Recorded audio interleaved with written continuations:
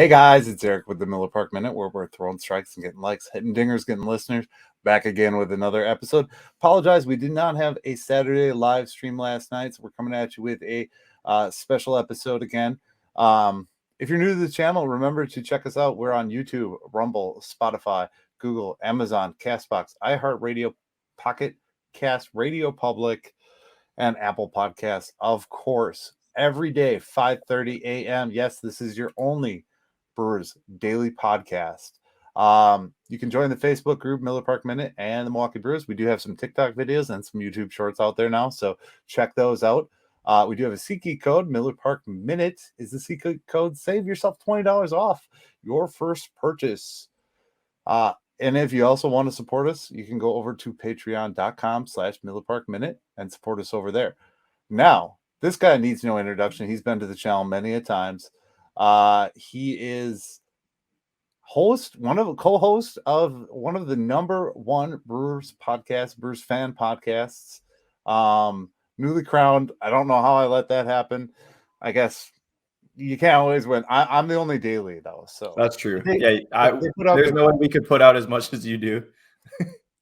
So, David, welcome back. Of course. Thank you. I'm excited to be here. Talk Brewers. There's a lot going on right now, so especially right now is an exciting time to talk Brewers baseball. I feel like it is. You guys have had some fire episodes. If you guys haven't checked out the Barrel Banter yet, go over, check them out, subscribe, rate, review, do all the stuff you would do for me. I appreciate it. But these two, one, we've got the one right here, but the other half will be on eventually. He's just a very, very busy man. So how's your baseball season been going? You've been getting in some games yet or not yet?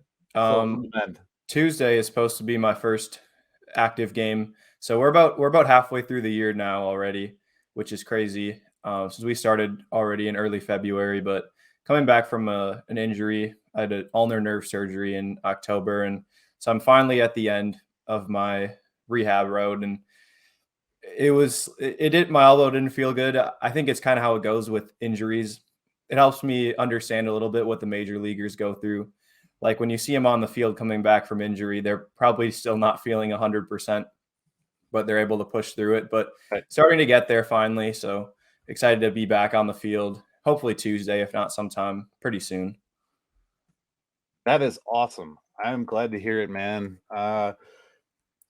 You always we always talk about it, and you're like, you make me sound like it's kind of a big deal. I still think it's a big deal. I will always say it's a big deal that you play, and that's awesome. So we had a lot happen in just a short time here over the last week. So I want to cover, like, we'll go into Keston at first, and we'll talk about your thoughts on that. Obviously, we kind of all knew that he was at the end of the road and stuff like that. It's unfortunate to see a player, and this is kind of unfortunately the thing that happens with some of these Brewers prospects. But what are your thoughts? And were you shocked or saddened, or are you kind of happy in a way? Well, ultimately, I think it was time to move on with the way things have transpired in terms of both his playing and his performance, but also how the roster is constructed. Now, whether or not they keep Voit at this point kind of complicates things. But even if we take that out of the equation for a minute, they've got Keston, who doesn't really play a position, or at least not well. You stick him at first base. He's not a liability there. Put him in left. He's not very good there. But if he were hitting to the tune of 280, 290 with 25 home runs, maybe you can get away with a first baseman or a left fielder like that. But he was striking out over 40% of the time. He hit righties, which, of course, that's the stronger side of the platoon. But they have Rowdy, who hits righties well. They have Winker now, who hits righties better than he does lefties.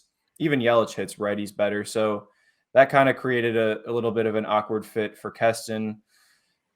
It was, I don't know if I'd say surprising, but it was still a little bit disappointing to have that reality set in that they're going to have to move on from Keston.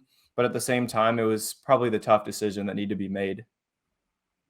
Well, I think that's part of it. I think when you do what the Brewers do and you put so many options out there. I mean, I think this has been one of the biggest years for the available options that we've had Mm-hmm. spring training, like guys that really are legit out there fighting. And this opens up a spot. And I don't know who it opens up a spot for. I've got my own personal ideas, but what do you think? Obviously, with this Voit thing, it kind of complicates the. But what do you think? Where do we slot? Some of these guys. Do we see a Turing? Do we see Weimer? Do we see Frelick? Or is it Frelick not Weimer and Turing? Where do you think it Mm-hmm. falls? Yeah, well, I think especially with now we know Naquin didn't make the roster either, so that's another outfielder out of the equation. I think it's essentially a lock that either Frelick or Weimer makes the roster, and it will basically be one or the other. They're not going to keep both on the active day roster. Excuse me, the opening day active roster. In the infield, it depends on Voit. I mean, Brasso's definitely earned a spot on the team. Right. I think there was little doubt going in, but now he's hitting like 400 with 6 home runs, something crazy. There's Owen Miller, who's really done an admirable job in center, learning center field, but also at the various infield spots. And he actually got a lot of time at first base last year with Cleveland. Now, he didn't hit quite enough to play there regularly, but being a right-handed hitter, if they don't keep Voit, I think Owen Miller could end up taking some at bats against lefties at first base if they choose not to play Rowdy against lefties. So he might take some of the at bats. I think if Voit isn't re-signed, then Turang would be the most likely guy to benefit from that. I think Turang would. I wouldn't say it's a lock that he makes the roster, but there's another spot that opens up for probably either Turang or for Abraham Toro. We haven't really heard much about Toro. He's just been, I think he's hitting about 220, got like a 680 OPS, went and played for in Canada in the WBC. But probably one or the other, Turang or Toro, gets an opportunity if Voit is gone and Huira now not making the roster. So it does certainly open up opportunities. And for that, at least I'm excited for it. And I think specifically with Huira, it was probably the right move. And you get some guys that probably fit a little bit better on the roster. Right. Well, and that's the thing. I mean, if we can manage, and I think most of these guys, with the exceptions, obviously Tyrone's still hanging around because of injury. Mm-hmm. I don't think there's a whole lot of guys that we are kind of forced to move. And you can probably tell me, you are way better at this stuff than I am. Are you saying out of options, guys? Yeah, I don't think we have a whole lot of. I mean, we could rework a deal with Naquin, Yeah. and he could go to the minors for a little bit. Yeah, he and Voit were the only ones on the position player side of things that were on the bubble that were out of options. Well, Taylor, yeah, but he's hurt. Okay. So And then Toro, I think Toro has one option. Miller has 2 options, I believe. Turang and Frelick and Weimer have their full sets of minor league options. So yeah, they do have flexibility in terms of the offense and the bench. Well, and does it? I mean, do they do this thing? I don't remember if it's 13 or 14 pitchers that they can have. 13. Mm-hmm. 13. Okay. And they don't have an extra. The only time they have that extra pitcher slot is on like a doubleheader day. Is that right? Yeah, doubleheader, and then in September. I forget those minute little roster change moves that they do. Like, when can they do that? When can they have more? And I think like postseason or September, right? It expands it a little bit. Yeah, they get one extra pitcher and one extra hitter. I mean, this is only the second or third year that they actually have pitcher restrictions. Right. And that's weird. Like, it's still like I'm like, oh, why don't they just get, all these guys? And then I'm like, oh wait, never mind, they can't do that. So well, and that kind of like this whole thing, like, you've got your set number of pitchers, you've got your set infielders, and it kind of we're kind of in this game of playing, and I feel like they're doing this so last minute. Maybe this is just my feelings, but do you feel like they're making the decisions like, wouldn't you think Gus Varland would kind of be a decision? I think I personally keep him right now.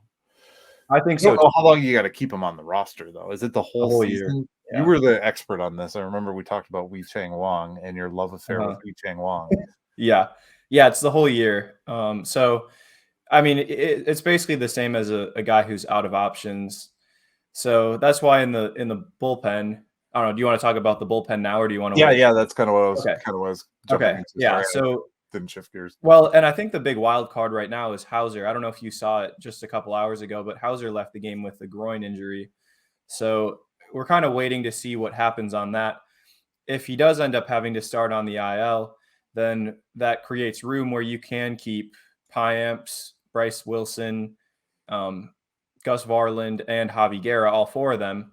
They're the four that are out of options, and you can basically keep all your pitchers because the rest can be optioned to AAA. He But had if 3 Hauser strikeouts is on the today, huh? active roster, He had 3 strikeouts today too, huh? Hauser, Yeah, and got wow, injured. yeah, I think it was pretty, or maybe it was the second inning. I think that it happened. I was actually recording with Peter, and I said, "Well, the Brewers are probably hoping that somebody has a minor calf strain or something on the pitching staff. One of the guys that's a little bit more towards the end of the pitching staff, and then they'll be able to keep all their guys." And then, not even 10 minutes later, I look at Twitter while we're recording and see that Hauser leaves the game with an injury. What does it say here? Exit with groin tightness. How's her? Oh my God, that's kind of funny. I don't mean to laugh when someone gets hurt, but at the same Right. time, it's kind of ironic that you were saying that while you were recording an episode. Yeah. So you got an Yeah. episode coming out, what, Tuesday, Wednesday? When does your We episode come out? actually, I put it out today because with the way things are changing right now, I wanted to get it out as soon as possible. I mean, we already recorded it before the Voit news, so it's already in some ways outdated, but It's hard. It's it so is. It hard right is. now. It Yeah. is. It's kind of funny because things change like that. Like Hmm. my WBC stuff, when I was talking about the WBC a week Hmm. ago, like then there'd be new news the next day, or like I Hmm. wouldn't get to stay because I'd record it before the end of Hmm. the game, and Because then I they'd end wouldn't at have the like 1 results. a.m. Right, because they ended so late. Hmm. How did you feel the WBC went? I thought it was great. I saw you put some stuff out there on it, and I didn't get a chance to go over it, so I don't know exactly what your thoughts were, but Oh, I I was thought loving it I thought it was terrific. I mean, there was like, of course, there were the two injuries. There was Edwin Diaz and there was Altuve, but the reality is, in a regular spring training game, players get hurt, so it's not like there were a disproportionate number of injuries. Of course, yeah, Diaz was the prominent one, but I right. mean, there Oh, were there were the couple Twitter guys that were irrationally raging at the WBC. Keith Olbermann, KFC Barstool. That's basically the only thing they're good for in their baseball takes, is being mad about something. right, right. I feel like there's a gap in the content creators that do this. There's the people who are so sporadic and don't post a regular amount of content, and then there's the guys that post and are super loud and are like negative on everything, like Mhm, the new rules of the pace of the game, all mhm, that stuff. And I've had my negative takes too, but mhm, at the end of the day, like I try and enjoy it. mhm, One of the things I really enjoyed about the WBC is it's a different level of competition than we're mhm, used to. Every game had a feeling of meaning. mhm. And when you have a 162 game season, you just don't have that. No. The middle of May, you're watching a 1 o'clock game with Mhm. the Reds. It's like, what does this mean in the Yeah, end? yeah. So I wish there's a way to do that without wrecking the game of baseball. I mean, I think if you added something, some kind of aspect to make it more meaningful and to change the game in a way that more games mattered. You know what I mean? Like Mhm. maybe like I think the minors do like a mid-season Yeah, championship. first half and second half. I I don't don't know. What do you think about something like that? I definitely am on board that there should be more meaning added to it. I do think that one thing that could change that a little bit in a positive direction is the schedule being more balanced this year. So there are more interesting matchups there. So I think that is one step in the right direction. It's hard because, like, I was watching Bucks versus Jazz last night, and there was a good 10-minute span where it was jog down the court, take a three, miss it. One person goes for the rebound, gets it, goes back down the court, jacks up a three, makes it. Okay, now we start again. Oh, nobody gets the rebound, or nobody boxes out. Like, and I generally enjoy watching NBA games, and I wouldn't say that that's like the majority of games are like that, but there is sort of that tone to it. And MLB's, it's a little different because, like, well, a pitcher is not going to go out there and play at 85-90% effort. Like, unless you're Manny Machado, you're usually going to run out a ground ball. Generally, I mean, if there's a sort of any sort of play. So I think baseball has an advantage on some of the other sports, but as far as ideas, without shortening the season, I don't really know, because I don't think like a mid-season tournament is the answer. First half and second half is kind of weird. I mean, of course there was 81, maybe not of course, but there was 81 with the strike when they had first and second half season champions. But then, like, I think it was in the AL West, there was a team that was below 500 that won the second half, but they were below 500 over the course of the year. And then there was one team that was the best team in their division and didn't make the playoffs. So it creates some weird scenarios that I don't know that it's an interesting idea, but I don't know where the answer is found. Right. Now, do you watch obviously you consume some content here. Did you see well, there's been a lot of videos about how the baseball World Baseball Classic changed everything. Do you ever watch Baseball Doesn't Exist? Yeah. Are you referring to the video about how it changed baseball? I just watched that last night. That's funny. He did another one where he was talking about, I think it was him. It might have been somebody else on TikTok that was talking about Zach Greinke, what Zach Greinke did this spring training. Did you see that at all? Was that the at-bat with Miguel Vargas? Where he did like the emphasis 47 mile, and like, and he's Yeah. purposely like letting 9 runners on and doing all this crazy stuff. That's just somebody having fun with the game of baseball. That's what I thought of when you said Manny, outside of Manny Machado not being Charlie Hustle. That's true. Yeah. But yeah, and I don't know. I mean, obviously there's going to be things that are going to happen right now. They're trying to reinvest in this game and change it for the good. And I like that we're seeing quicker games, but I don't necessarily think that it was necessary, because they proved that the WBC games could be as long as they were, and literally they held on to us the whole time. I mean, between that, the moments that the Brewers had, even the 3-run shot from Urias, Devin Williams had an important shutdown inning. Rowdy got some important hits. In the pool play, I didn't see it, but Frelick was doing really well. Like, he was lighting it up, including a double off Wei Chung Wang. Right, your guy. I didn't notice Wei Chung Wang was, when he was with the Brewers, he averaged like 94 with his fastball, and in the WBC he was sitting like 88, 89. So, I mean, of course he's not pitching in the majors anymore. I think he's still pitching in Taiwan, but I found that interesting. It was I think 5 or 6 years ago that he last pitched for the Brewers. What was it? What the Czech team, wasn't there like an electrician, a school teacher? Yeah, they had mostly guys that worked day jobs, and there was the pitcher that struck me. Probably honestly maybe the best moment of the World Baseball Classic, except for the last at bat with Ohtani Trout, was when the electrician struck out Ohtani. He was throwing 79-mile-an-hour fastballs, right, and struck him out on a 72-mile-an-hour changeup. That in itself was it was just so entertaining, and that final moment couldn't have spoken more volumes for how good that tournament was. I didn't know what side to root for at that point. I was like, oh, I want Ohtani to get him, but at the same time, I want Mike Trout to hit a dinger and tie this thing up. Yeah, I was just basically rooting for that moment to happen.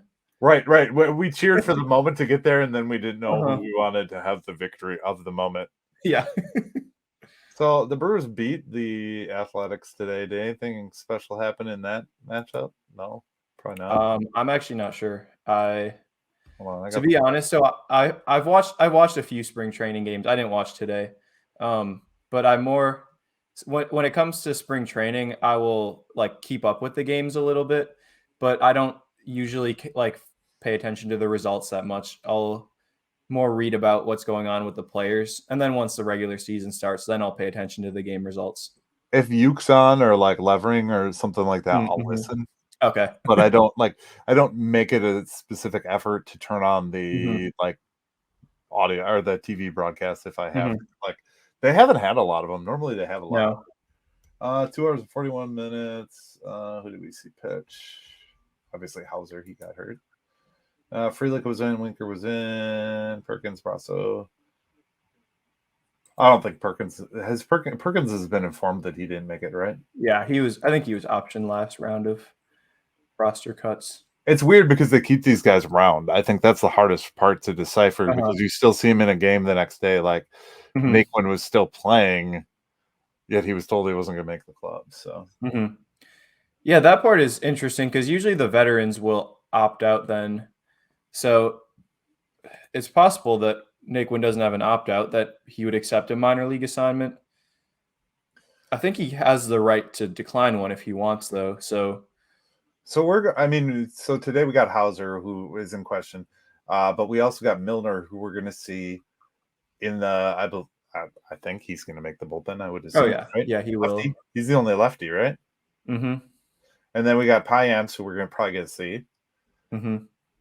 And Strzelecki, he's going to be there. Robert Stock was optioned, right? He's that starter candidate that we had. Robinson and Mittendorfer, just like extra guys, right? Okay. So yeah, Robinson's on the 40 man, but he's the kind of guy that if there are a number of injuries, I could see the Brewers calling him up during the year at some point. Kind of like Yandel Gustave. He's that kind of pitcher. Although hopefully better. Even though Gustave's numbers were okay, I always just hated watching Gustave pitch. He made me so nervous every time, man. Yeah. He also had like the straightest fastball I'd seen. All right. It was 96, but. Oh, here's a new projection. Is this McAlvey's projection of the opening day roster? Of course it is. Yes. Let's react together.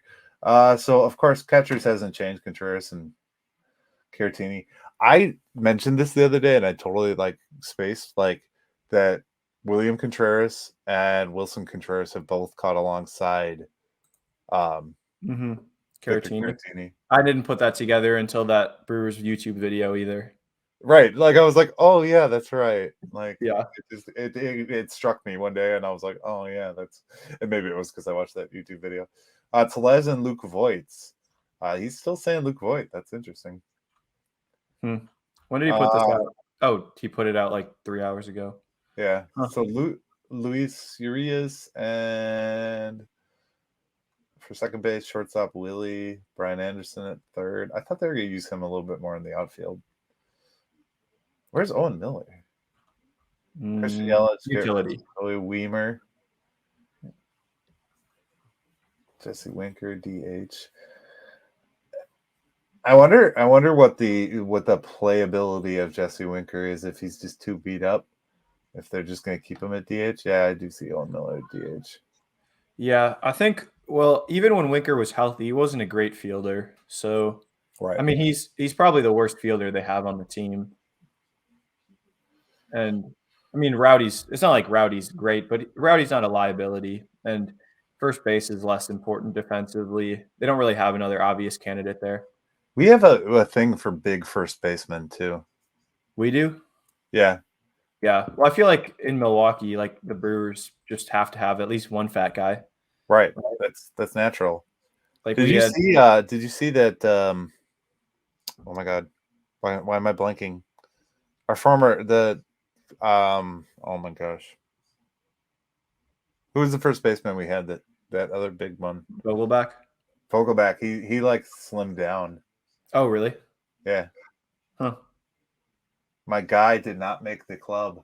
I don't know if I ever told you this. I gave an Uber ride to a guy by the name of Mark Ventos. Okay. And I got him to sign a ball because I had a Really? baseball with me. He was talking baseball and he was talking about how he was called up and stuff. And it was toward the end of the season last year. He's a Mets player, right? Yeah, he got optioned today. But Okay. he's like first base. So he Oh, has okay. potential to come up. But it was cool. It's like a cool Yeah. story. I gave the guy a ride, talked to him a little bit about baseball. Yeah, that's cool. Devin Williams, Matt Bush, Hobie Milner, Strzelecki, Javi Guerra, Joel Payamps, Hauser, and Bartland. So that kind of gives like maybe an option for like one of these Cousins type of players, Uribe, Cam Robinson. Yeah, those are probably all guys that we'll see a lot of, but they probably won't be there on opening day. You know how they do it. I mean, Sophia, I don't know if you listen to their podcast, but Sophia in their podcast, her specific number that she gave out was 51. The Brewers used 51 different players last season. And I was like, wow, that's intense. Yeah. But the Rays do it. I mean, that's the Rays mentality. Use them and send it back down. I mean, the Rays are kind of one of the most terrible teams in baseball for that kind of stuff. Yeah. Yeah. Gives me mixed feelings when we do things like that. Right. As a fan. Well, obviously you being a guy who's playing and like active in it, you're probably like, oh, that sucks. Like you probably feel it a little more than the rest of us do. Yeah. Yeah, it is tough sometimes. I was well, I played summer ball for a little bit this past summer before I got injured. And I went out there. I was in a small town in Ohio, and I was like, I didn't know any of the players going in, and it was like third or fourth day I was there, and they gave me the start, and I was just not in a good headspace and struggled. And I think I struggled because I was like not mentally there and with it, because I was trying to adjust physically and to a new place. And I feel like we never talk about that with players. If they come over in a trade first week and have a rough week, it's like, oh man, this guy's terrible. Well, have you ever thought about all the other things that go into it outside of just baseball? I still go back to that Kerry Tini trade. We traded for him the day before the season, and he somehow made it to Chicago and like was there uniformed up and ready to like go. It's unreal. That's unreal. Yeah. Have you ever thought about signing up for the or no, you got to pay for that, right? The Northwoods League, like playing up here since you're from here? I played briefly a couple of years ago. Wasn't very good, but I did play for a couple. I played for about 2 weeks, and then I'm trying to figure out what I'm doing for the summer right now. So you do have to pay a little bit, but it's less than other leagues because they're a decent amount of fans in the Northwoods. So sign up for the Dock Spiders so I can come watch you with my kid. Okay, yeah, that's who I played for last time. Did you really? I think it may have come up like the first time we talked, like a year ago. I think it did. I remember this now. That was a while back. Yeah, I was, because you know how at the beginning and the end of the summer they need players to fill in because the D1, like the best D1 guys, don't get there right away, and then they usually have to leave early. So I was at the end of the year last summer, or 2 summers ago now, and that was pretty cool. Awesome.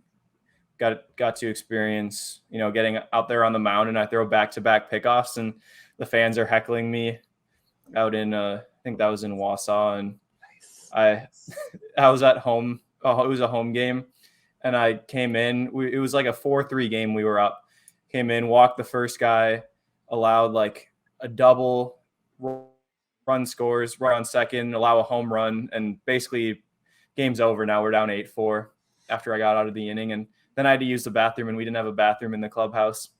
So I walk over into the concourse, and everyone's looking at me like, this is the guy that just blew the game for us. Oh, that's hilarious. That's hilarious. I love it. All right. So let's power through this, finish this off. I gotta get going on my evening. But do you have any final thoughts? Obviously, you just put out a podcast goal. You're on all the places I am, right? Spotify, all that stuff.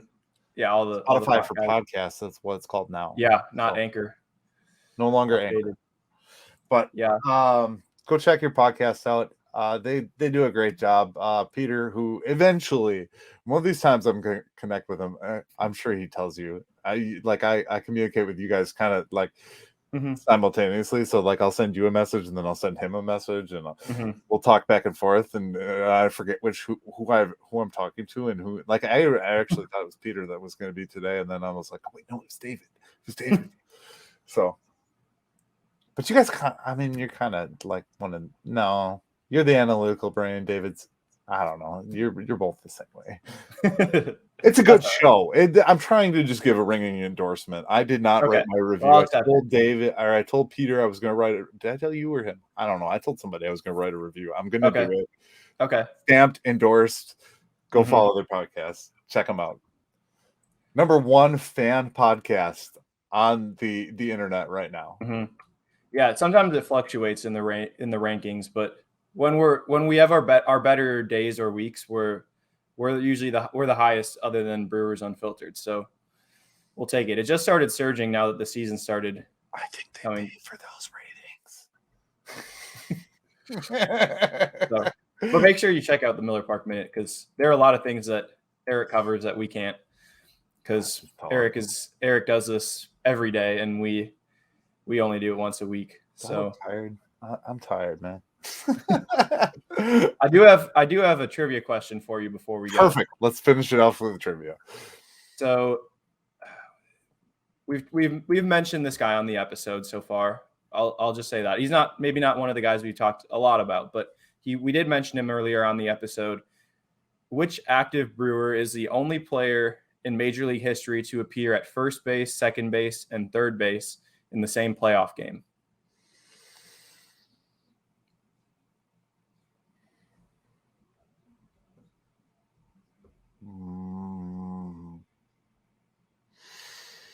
Brasso was a Ray, right? Winker was part of the Reds, and they did make the playoffs though. I'm gonna say Brasso. I'm going Brasso. Brasso is correct. He did it in 2020 when the Rays made it to the World Series. I don't think it was in the World Series, but I think it was in the ALDS. He became the first guy to do that. I was thinking Willie, because I know Willie played in the World Series game, but then I was like, no, I don't think they moved him around, because he only plays shortstop. So yeah, yes, yeah. So chalk went up for Eric. I think last time I had a few, and you were about 50%. So yes, we'll just leave it at 1 and let you keep your 1,000 batting average. Yes. All right. Awesome, man. Well, I appreciate you coming on, man. It's always a pleasure to talk to you. So let me just wrap up real quick. All right, guys, that's been the Miller Park Minute. Check us out daily, 5:30 a.m. Central Standard Time is our upload time. We've got I was supposed to do a team preview, but we've got enough days before opening day that I can fit all of the NL Central team previews in. So check out tomorrow's episode where I do a team preview on what to expect from the competition in the NL Central. All right, guys, thank you for watching. Go follow the Barrel Banter podcast and go Brewers. Thank you for watching the Miller Park Minute. Go Brewers.